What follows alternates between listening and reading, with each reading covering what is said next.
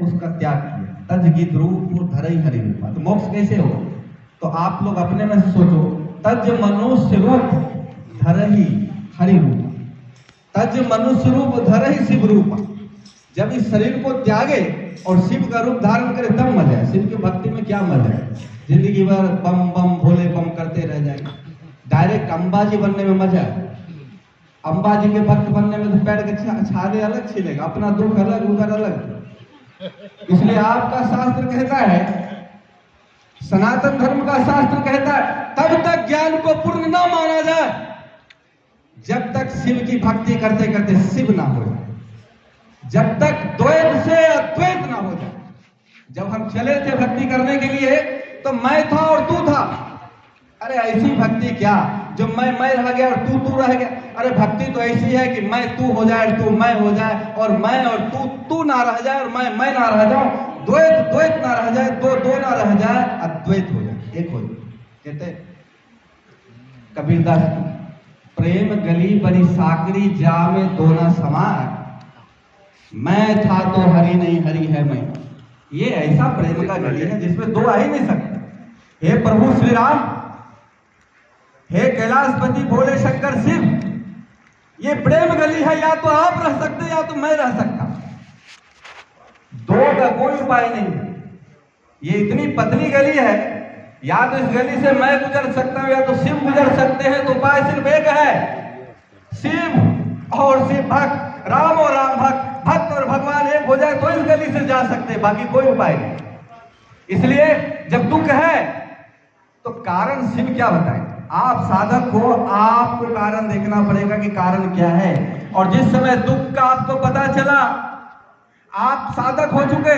और एक बात ख्याल देखो, आप मामूली साधक नहीं हो चुके, आप महावीर के श्रेणी में हो चुके, आप बुद्ध के श्रेणी में आ चुके, आप राम के श्रेणी में आ चुके।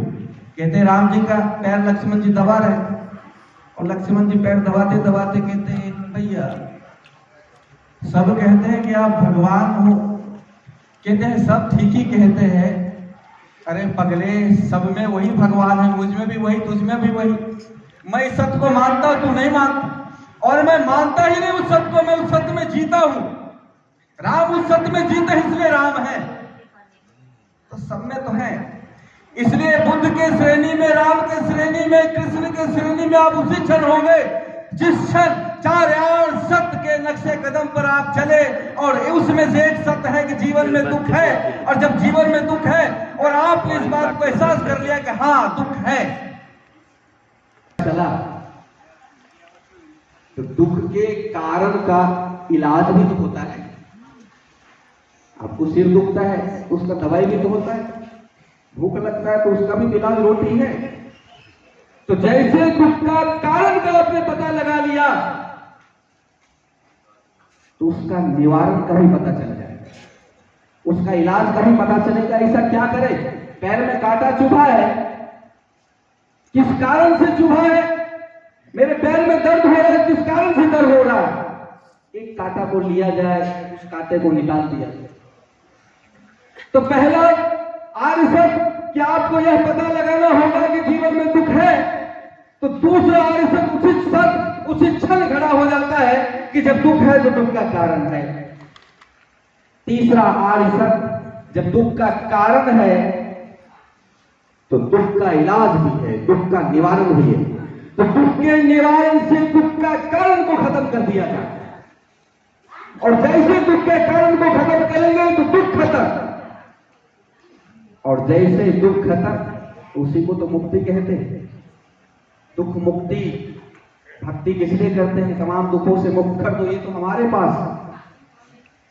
वो बोलते हैं ना, गली गली खोजते रह गए, अब मेरा प्रभु मुझ में था और हमें पता ही नहीं। आप दूसरे को बड़े आसानी से देख सकते, अभी भी देख सकते, आप मुझे देख सकते, आप माइक को देख सकते, आप चांद तारे को देख सकते। कठिनाई तो होती है इन्हीं आंखों से अपने आप को देखना मुश्किल होता है, देख ही नहीं सकते। फिर नकली चीज लाते हैं, सामने आईना रखा। अब सतगुरु क्या हो? वही आईना हो। जब सतगुरु के सामने गए तो आईना, सतगुरु के आईने के सामने गए, वो पलटी मार देते, बेटा मेरे पास आया, तुम अपने आप को देखो, अब कहीं और देखने की जरूरत नहीं। तो इसलिए सबसे पहले दुनिया जो आपको नचाए, दुनिया जो आपको भगाए, वो बचपन से कहावत नहीं सुनते होंगे, देखो भैया अपनी कान देखो, कागरा तुम्हारो कान नहीं गया, कान नहीं गया, नहीं कहते, तो अपना कान नहीं देखते दूसरी तरफ भाग पड़ते, दौड़ पड़ते। तो जो दुख आपके जीवन में एंट्री मारा है, आप दौड़ से विचार करके देखोगे तो आपका दुख नहीं है, पड़ोसी का दिया हुआ दुख है, मित्रों का दिया हुआ दुख है, औरों का को मार डालेगा। पहले वही डरा, अब सब डर जाए कि ठीक है भैया इसको ही वोट दे दो, नहीं तो हम लोग कैसी की तैसी हो जाए। और उससे पहले पता भी नहीं था कि क्या होने वाला। वो राजनेता आता है तब जाके बताता है कि देखो नहीं दोगे, दिए होगा, वो होगा, फिर उसको वोट दे देते। इसी प्रकार से हमारे जीवन में दुख है भी कि नहीं है, इसका कुछ पता नहीं चलता। पड़ोसी दूसरे कहते हैं अरे तू आगे बढ़ रहा, कहाँ आगे बढ़ेगा, सबको मिलने में मिल रहा है, कोई आगे बढ़ा। कहते भगवान कृष्ण जब कंस का वध कर रहे थे, बड़ा ये पुण्य मिला है, बड़ा बहुत ही आनंद आता। भगवान कृष्ण खड़े और कंस कृष्ण से भाग रहा है, एड़ी चोटी का जोर लगा रखा है भागने में, 200 की स्पीड चल रहा होगा, 300 की स्पीड चल रहा होगा। जब राक्षस से बहुत तेज से भाग रहा है, जब नीचे देखता है तो धरती जस की तरह से पैर रेत में वो वही कोई कर। अब भगवान कृष्ण मुस्कुरा रहे, इसलिए इस धरती पर कोई आगे बढ़ा ही नहीं। यहाँ तो पैदा ही हुआ है धरती में मिट जाने के लिए, मिट्टी हो जाने के लिए। आखिर पंच तत्व का नहीं उधार का सर। जब आप कहते हैं चांद तारे सूरज को किसी ने बनाया, तो आपके शरीर को भी किसी ने बनाया। आप अपनी आंख नहीं बना सकते, आप अपनी कान नहीं बना सकते, तो जिसका जो है वो तो लेगा ही ना। किसी की आकाश, किसी का जल, किसी की मिट्टी, किसी की अग्नि, किसी की वायु, पांचों मिला धरा शरीर। उसमें एक मन है, एक बुद्धि है, और कहते हैं मैं मालिक हूं, मेरी बॉडी में देखो इतनी ताकत, मेरे 7,000 8,000 का कपड़े। समय आएगा उधार खाते वाला आएगा, लेकर जाएगा, बोलेगा मेरा मिट्टी मुझे दे दो, मेरा जल मुझे दे दो, मेरा अग्नि मुझे दे दो। फिर सूर्य का जाओगे तो पहले तैयारी हो जाए कि दूसरा कोई कहे ये यहाँ ना कोई सिकंदर बना है, नाम हुआ है, कब्जा किया जमीन को। थोड़ा विचार करो, जिस धरती पर बैठे हो, जहां पे आप विराजमान हो, जहां पे बैठे हो, और आप सोच रहे हो एक दिन तो ऐसा हो जाएगा। धरती है कन कन में, कहता है जब से मनुष्य समुदाय का इतिहास है तब से एक बात कहा गया है, जितनी जनसंख्या अभी है और जब से मनुष्य समुदाय का इतिहास, यानी जब से मनुष्य इस धरती पर पैदा होना चालू किया, वैज्ञानिकों ने लेखा जोखा अपनाया, कितने लोग पैदा हुए होंगे, कितने अभी हैं, कितने मर गए होंगे, तो उसका एवरेज निकाला।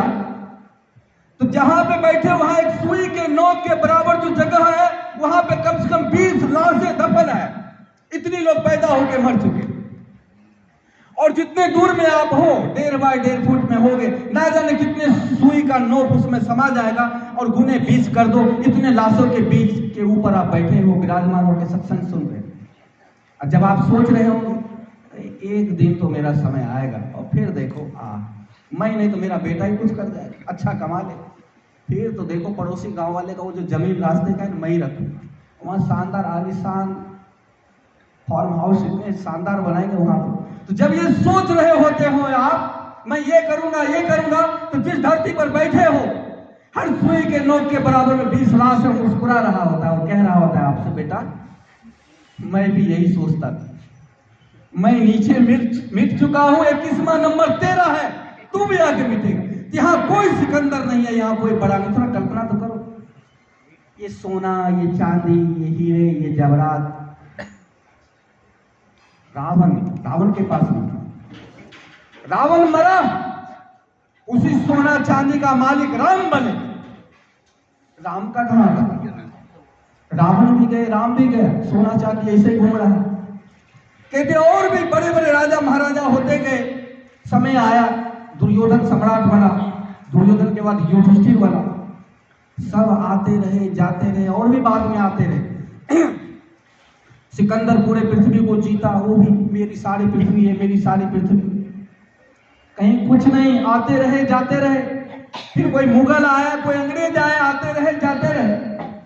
ये भी है, ये भी जाएगा, आने वाला टाइम भी है, वो भी आके चला जाए। इसलिए यहाँ कोई बादशाह नहीं है, ये उधार की जिंदगी है। पंच तत्व का मिला हुआ किसी का कुछ, किसी का कुछ, मिले नष्ट हो गए।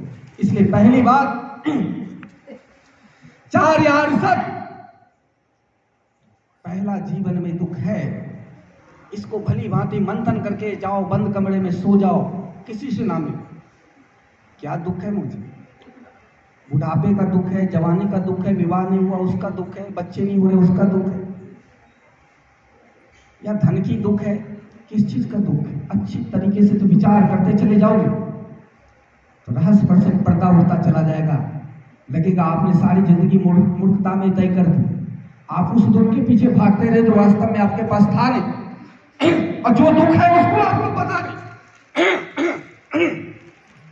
फिर दूसरी चीजें आएगा सीधा, दुख का कारण।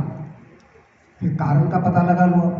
जब कारण का पता लग जाए तो फिर निवारण, फिर निवारण का पता लगा लो।